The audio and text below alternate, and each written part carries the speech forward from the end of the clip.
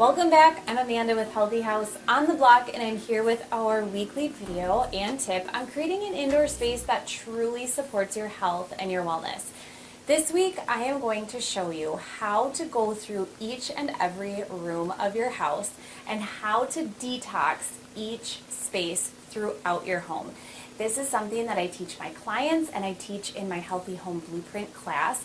It will help you walk through your home in a very organized way. It will also help you get rid of toxins in a systematic approach. You're not going to feel overwhelmed because you are going to have a checklist that you can download on my website. The Healthy Home Room by Room Detox Workbook is in my store that you can get for yourself and use all throughout your home. So one thing to remember as you go through this video or the blog post this week is that not every single change is going to be applicable to every person, nor will every single change work for every single family. You get to pick and choose what works for your space, and you get to prioritize your health needs and your home based on the information that I give you. If you're wondering where to start, usually the best questions to ask are, what room do I spend the most time in, and what toxins are you coming into contact with the most? So these two questions give me a lot of insight into the most effective area to change and which non-toxic house ideas are going to be the most impactful for a particular family.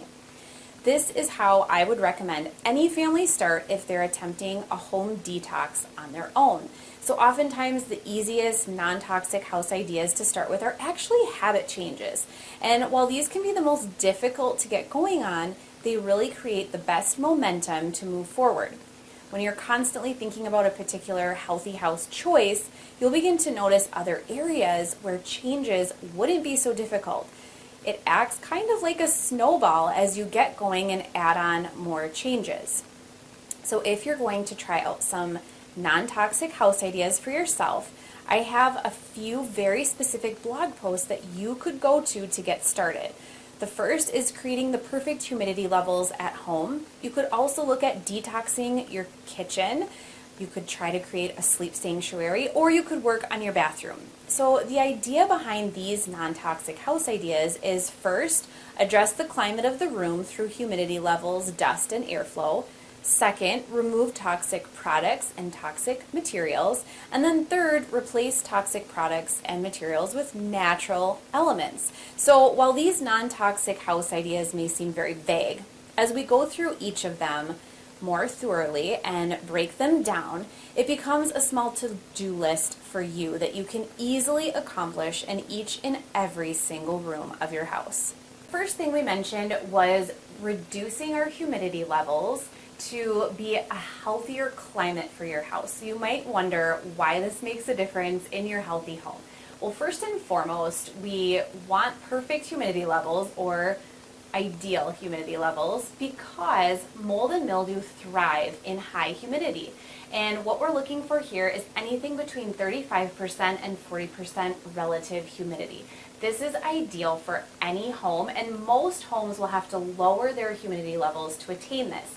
Some homes, maybe in very dry climates, would need to add a little bit of moisture, but most of the time we are working on reducing moisture levels. The other reason we want our relative humidity to be low is because VOCs like to off-gas in humid environments. Warm, humid environments are a recipe for high levels of off-gassing.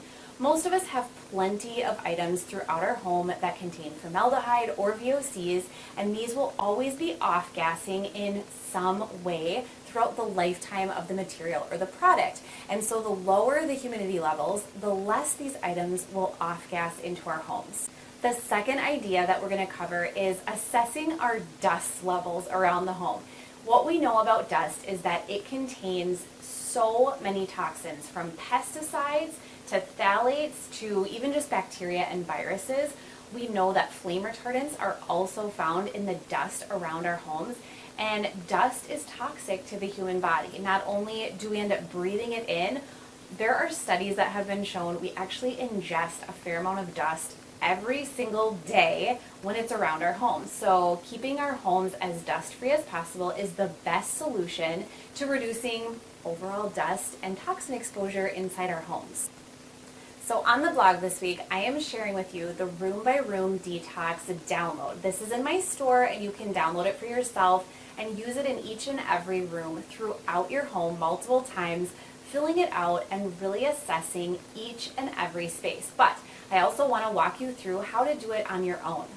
So grab a paper or your phone and we can start by doing a visual of the room that you're in. So look around starting in one corner and jot down each item that you'll be able to change. If you're in a kitchen or a bathroom, that means opening up the cabinets too. You can look at things like plastic items that may contain formaldehyde and other toxic materials throughout your home, any products that don't meet your healthy standards. So start your list as just that, a list. Once you've gone through the room and your list is complete, you can easily start organizing this list into groups. So I like to start with the easiest things to change. Often at the top of the list are habit changes like dusting or vacuuming or working on lowering the humidity levels. And I have more information about lowering the humidity levels in this week's blog post, which I have in the description for you. So next comes small items that you can either remove or replace. So getting rid of candles and fragrances is a huge change that you can make that you might not notice right away.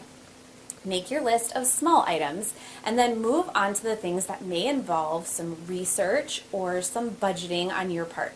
So make a plan for each item in terms of how long you'll need to research it and or how to save up for that item. So this may include furniture, textiles, or other things that you'd like to replace. And then finally, you can add in those big items like flooring or very difficult, expensive projects. You might even choose to just forgo these as part of the detox, and that's completely fine. So just remember that you can only change so much.